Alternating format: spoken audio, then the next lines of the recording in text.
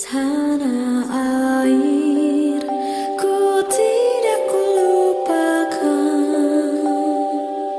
kan terkenang selama hidupku. Biarpun Nama saya Musa dan Bujai, saya warga kampung Kirely. Kami di sini kalau ambil air jauh sekali, mengandalkan air hujan. Kadang juga kami ambil dari dalam hutan. Kalau musim kemarau, di sini kami kekeringan. Saat ini kami telah dibantu pembuatan sumurbor dari pemerintah. Sekarang kami tidak butuh air lagi. Terima kasih Bapak Presiden Prabowo.